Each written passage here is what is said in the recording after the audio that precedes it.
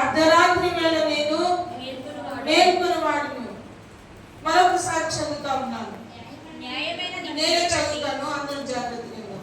న్యాయమైన నీ విధులను బట్టి నీకు కృతజ్ఞతాస్తుతులు చెల్లించుటకు అర్ధరాత్రి వేళ నేను మేల్కొని వాడును.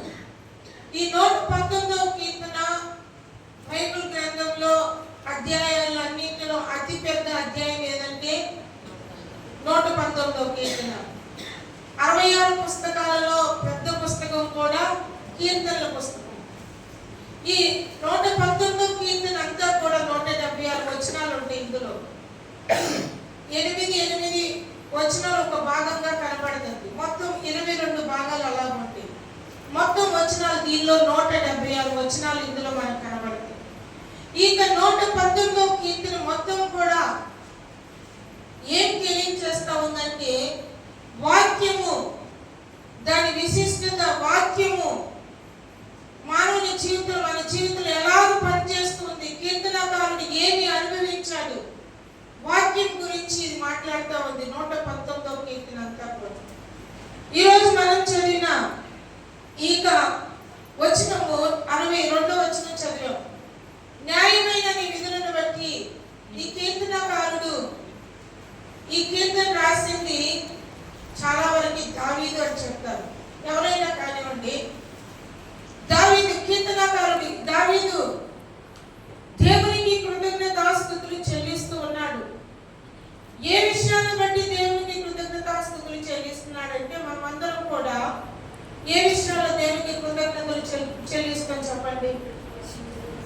మన ప్రార్థనలు ఆలకించినందుకు, మనం ఏదైనా మొదలుపెట్టే దేవుడు మనకు సమాధానం ఇచ్చినందుకు, అనారోగ్యం వస్తే దేవుడు స్వస్థపరిచినందుకు, లేకపోతే ఉద్యోగం కొరకు ప్రార్థన చేస్తే దేవుడు మనకి ఉద్యోగం ఇచ్చినందుకు, బిడ్డల కొరకు ప్రార్థన చేస్తే బిడ్డల దేవుడు మనకి ఇచ్చినందుకు, ఇలాగూ మనము ప్రార్థన చేసినప్పుడు పొందుకున్నందుకు సాక్ష్యంగా ఆదివారపు ఆరాధనలో మనం చెప్తాము.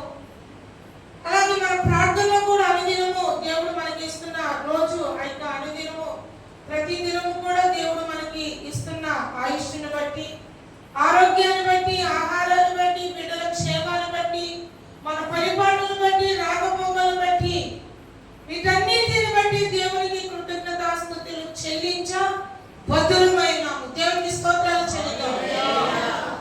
కాబట్టి అన్ని విషయాలలో కూడా దేవుని కృతజ్ఞతాస్తుతులు చెల్లించాలి. పౌలు తన పత్రికలో చెప్తాడు, కొలస్సీ పత్రికలో అంటాడు, మీరు భోజనము చేసినను పానము చేసినను కృతజ్ఞతలు చెల్లించాలి. భోజనం దేవుడు మనకి ఇస్తున్నాడు, పానము చేసినంట. పానం అంటే నీరే కాక ఏ రకాల మనము పానీయం తీసుకున్నా కానీ నిజంగా ఈ రోజుల్లో నీరు కూడా అంతే ఎక్కువైపోతా ఉంది కదా. మినరల్ వాటర్ క్యాను 10 రూపాయలు, 20 రూపాయలు, బాటిల్ అయితే 25 రూపాయలు. నిజంగా అన్ని విషయాల్లో దేవునికి మనము కృతజ్ఞతలు చెల్లించాలి. అయితే ఈ కీర్తనకారుడు ఇంకా ప్రత్యేకంగా మరొక విషయం కోసం మనకు చెప్తూ ఉన్నాడు. ఏంటంటే దేవుని వాక్య ప్రత్యక్షతను బట్టి మనకి దేవుడు తన వాక్యాన్ని బయలుపరుస్తున్న విధానాన్ని బట్టి మనము దేవునికి కృతజ్ఞతాస్తుతులు చెల్లించాలి. దేవుని స్తోత్రం చెల్లిద్దాం. ఒక మాట ఉంటుంది, అనుదినము ఆయన తన కట్టడలను బయలుపరుస్తూ ఉంటాడంట దేవుడు. అనుదినము మన వాక్యం చదవాలి కదండి, చదవాలి. రోజు దీవారాత్రము అనుదినము మనము బైబిల్ చదువుతూ ఉన్నప్పుడు దేవుడు తన యొక్క న్యాయ విధులు అంటే తన వాక్యాన్ని మనకి బయలుపరుస్తూ ఉంటాడు.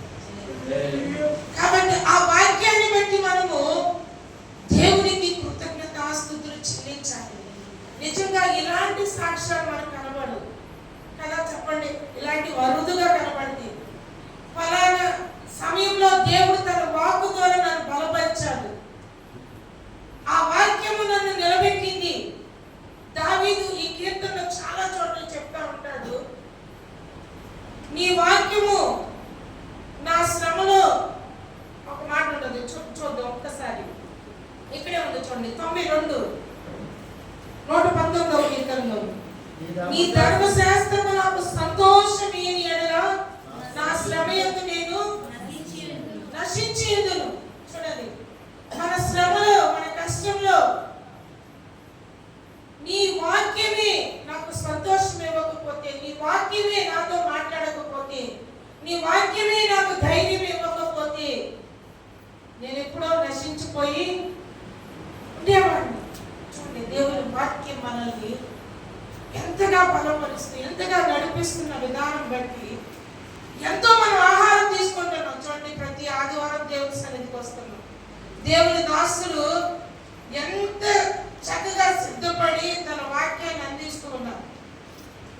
ఆ తినే ఆహారం దేవుని వాక్యాన్ని బట్టి మనల్ని మనలో వారం అంతా 6 రోజులు మనల్ని నడిపిస్తాం. ఎంతగా దేవుని కృతజ్ఞతలు చెల్లించాలి. దేవుని వాక్యం మనకి, ఆ వాక్యం మన ఆ వారం అంతా రోజు రోజు కూడా మన వాక్యం చదువుకోవడం మన చేతిలో అందుబాటులో, మన భాషలో రాయబడిన గ్రంథం మనకు. ఆ వాక్యాన్ని బట్టి మనము మనల్ని నడిపిస్తున్న విధానం బట్టి, మనల్ని ధైర్యపరుస్తున్న విధానం బట్టి, మన యొక్క బాధల్లో అలాగే మన కోప ఆవేశాలలో కూడా మనం కంట్రోల్ చేస్తున్న విధానం బట్టి దేవునికి కృతజ్ఞతలు చెల్లించాలి. దావీదు ఏ విషయాలను బట్టి దేవుని కృతజ్ఞతలు చెల్లించాడు, ఒక 2 విషయాలు మాట్లాడుకుని ముగించుకుందాము. అలాగే ముందు నా జీవితంలో దేవుడు తన వాక్యం ద్వారా ఎలాగ బలపరిచాడంటే ఒక సన్నివేశం చెప్తాను. నాకు ఇద్దరు పిల్లలు కూడా నాకు సిజేరియన్ జరిగింది. మొదటిసారి సిజేరియన్కి రేపు ఆపరేషన్ అనగా ముందు రోజు చెప్పారు, హాస్పిటల్లో ఉన్నాను. ఆ రాత్రి అంతా నాకు ఒకటే భయం ఏంటంటే, ముందు ఆపరేషన్ అయితే ఖచ్చితంగా రెండోసారి కూడా చెప్పండి నార్మల్ డెలివరీ తక్కువ, అసలు పాసిబిలిటీ ఉండదు. మళ్ళీ ఆపరేషన్ జరుగుతుంది, అదొకటి భయం. ఇప్పుడు ఆపరేషన్ అయితే మళ్ళీ రెండోసారి ఆపరేషన్. మళ్ళీ ఆ తర్వాత ముందు మనం రకరకాల మాటలు వింటాం కదా, ఆపరేషన్ జరిగితే ఆరోగ్యం తక్కువగా ఉంటుంది, ఇలాంటివన్నీ కూడా. అప్పటికే పాస్టర్ గారు అందరూ మా బంధువులు అందరూ ఫోన్ చేసి ఏమవ్వదని చెప్పినప్పటికీ కానీ ఇవన్నీ ముందు ఏవైతే నేను వాటన్నిటికి నాకు భయం వచ్చింది. ఆ రాత్రి అందరూ నిద్రపోతున్నారు కానీ నేను మాత్రం ఏడుస్తూనే ఉన్నాను. నాకు అన్నీ రాగట్లేదు, నాకు ఏడుపు అలా వస్తూనే ఉంది.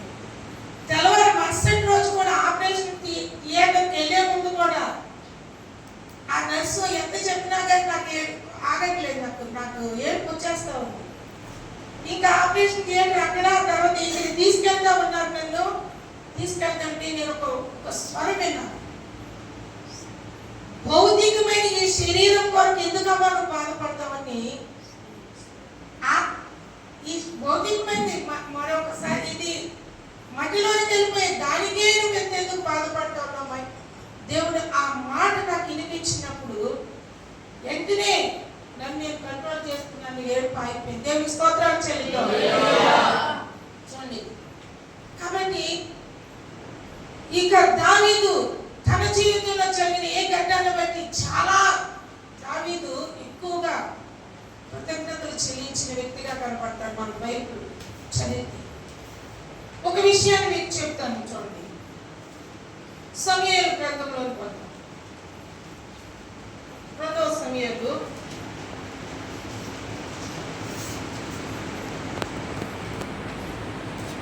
ఒకసారి చూడండి. షిమ్మి 2వ సమూయేలు గ్రంథము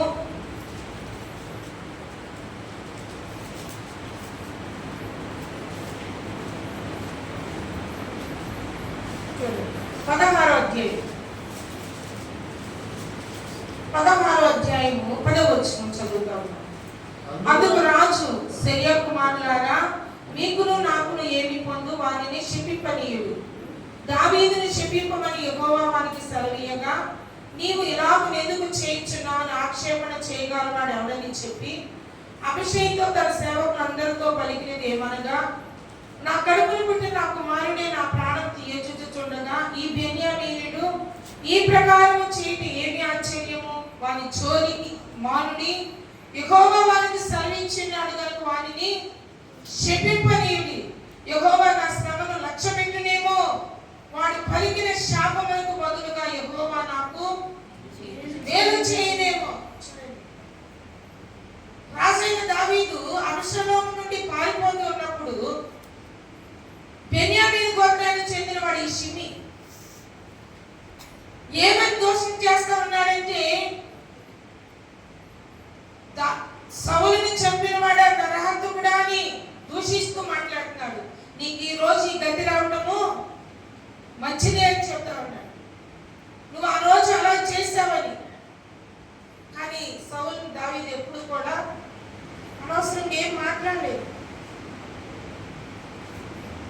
షిమ్మి చాలా దోషంగా మాట్లాడుతూ ఉన్నప్పుడు తన అబ్షలోము నుండి రాజుగా అబ్షలోము ప్రకటించుకున్నప్పుడు దావీదు పారిపోతూ ఉన్నాడు. తనతో పాటు ఒక 600 మంది ఉన్నారు, జనం ఉన్నారు. ఆ పక్కనున్న సెరూయా కుమారులు తన యోవాబు అబీషై వాళ్ళిద్దరూ, రాజా నీవు ఆజ్ఞవు వీడిని చంపేస్తామని చెప్తున్నారు. రాజా ఆజ్ఞేస్తే నిమిషాలు పడ్డారు జరిగిపోయి. కానీ దావీదు ఏమని చెప్తా ఉన్నాడు చూడండి, యెహోవా వారికి సెలవిచ్చి ఉన్నాడేమో, నా కడుపును పుట్టిన కుమారుడే నన్ను తరిమేస్తావు.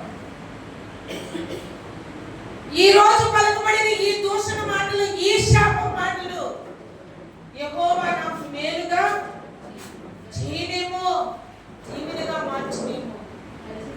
చూడండి ఎంత గొప్ప విషయం. నిజంగా దేవుడు మరలా దావీదు మరలా తన రాజ్యానికి తిరిగి వచ్చినప్పుడు మొట్టమొదటిగా ఎదురైన వ్యక్తి ఎవరో తెలుసా? ఈ షిమ్మిని 1000 మందిని వెంట పెట్టుకుని ఎదుర్కోవటానికి వస్తాడు. దేవుని స్తోత్రం చెల్లిద్దాం. హల్లెలూయా. దేవుని వాక్యం మనకి ఎలాగో సహాయం చేస్తుందో దానిని బట్టి మనం దేవుని కృతజ్ఞతాస్తుతులు చెల్లించడం మనము మర్చిపోకూడదు. దేవుడు ఎలాగో మనకి సహాయం చేస్తున్నాడు. ఇంకొక సన్నివేశం చెప్పి మనం ముగించుకుంది. మొదటి సమూయేలు గ్రంథము 25వ అధ్యాయంలో 33వ వచనం చదువుతాం, 32 చదువుతాము. అందుకు దావీదు, నాకు ఎదురు పడుటకై నేను పంపిన ఇశ్రాయేలు దేవుడైన యెహోవాకు స్తోత్రము కలుగునుగాక. నేను పగ తీర్చుకొనకుండాను ఈ దినము ప్రాణము తీయకుండాను నన్ను ఆపినందుకై నీవు ఆశీర్వాదం నందుదువు గాక. చూడండి ఈ మాటలు ఎవరితో మాట్లాడుతూ ఉన్నారంటే, ఈ 25వ అధ్యాయం మనం ప్రారంభం నుంచి చదివితే నాబాలు అబీగైలు అనే 2 భార్యాభర్తలు ఉన్నారు. ఆ ఇద్దరు ఇంకా నాబాలు మాట్లాడిన వ్యతిరేకతకు దావీదు కోపం వస్తుంది. అక్కడ అదంతా తర్వాత మీరు చదువుకోండి. నాబాలు దావీదు కోసము తను అరణ్యంలో ఉన్నప్పుడు ఆహారం కొరకు పంపిస్తే నాబాలు తిరస్కరిస్తాడు, ఆహారం ఇవ్వడు. దావీదు కోపం వచ్చి నాబాలు కుటుంబాన్ని, నాబాలు వంశంలో ఏ మగ పిల్లవాడిని లేకుండా చేయాలని ఆవేశంతో వస్తా ఉన్నప్పుడు అబీగైలు అనే సుబుద్ధి గల భార్య ఏం చేస్తుందంటే, అన్ని సిద్ధపరచుకుని, ఆహారాన్ని సిద్ధపరచుకుని తన కంటే ముందు సేవకులను పంపించి వెళ్ళినప్పుడు దావీదుని ఎదుర్కొన్నప్పుడు దావీదు ఏం చెప్తాడంటే, ఈ రోజు నేను పగ తీర్చుకోకుండా చూడండి, యెహోవా నీ ద్వారా నన్ను ఆపినందుకు యెహోవాకు మహిమ కలుగునుగా. హల్లెలూయా. తర్వాత రాజు అవుతాడు కదా దావీదు. ఈ దినం నేను హత్య చేయకుండా, రక్తం చిందించకుండా ఈరోజు నీ ద్వారా నన్ను ఆపినందుకు దేవుని స్తుతిస్తా ఉన్నాను. నిజంగా చూడండి, కొన్నిసార్లు మన అనుదిన జీవితంలో దేవుని వాక్యము మనల్ని ఎప్పుడు మనం విన్న వాక్యం మనం పలకరిస్తూ ఉంటుంది. గుర్తుపెట్టుకోవాలి. దానిని మనము ద్వారా భద్రపరుస్తున్నందుకు, దేవుడు మన కోప ఆవేశాన్ని కంట్రోల్ చేస్తున్నందుకు, మనల్ని నడిపిస్తున్నందుకు, కష్టంలో మనల్ని ఆదరిస్తున్నందుకు, ధైర్యపరుస్తున్నందుకు, వీటన్నిటిని బట్టి కూడా మనం దేవునికి కృతజ్ఞతలు చెల్లించబద్దులమైనాము. చివరికి ఒక మాట చదువుకుని ముగించుకుందాం. 103వ కీర్తన. ఇక వాక్యాన్ని చదువుకుని చెప్పండి. 103:1. నా ప్రాణమా యెహోవాను సన్నుతించుము, నా అంతరంగంలో ఉన్న సమస్తమా ఆయన పరిశుద్ధ నామమును సన్నుతించుము. నా ప్రాణమా యెహోవాను సన్నుతించుము. చూడండి, దేనిని కూడా మనం మర్చిపోకూడదు. నిజంగా దేవుడు మనల్ని అనుదినం ఎలాగ మనల్ని నడిపిస్తూ ఉన్నాడు. తన వాక్యం ఆయన వాక్యమే మనకు లేకపోతే దావీదు అన్నట్టు మన శ్రమలో మనం ఎప్పుడో నశించిపోయే దేవుని మాటే మనకు దొరకకపోతుంది. కాబట్టి మనము దేవునికి కృతజ్ఞత కలిగి మనము జీవించాలి. దేవుడి లేఖనాలు మన వెలుగుల్లో దీవించి ఆశీర్వదించును గాక. ఆమేన్.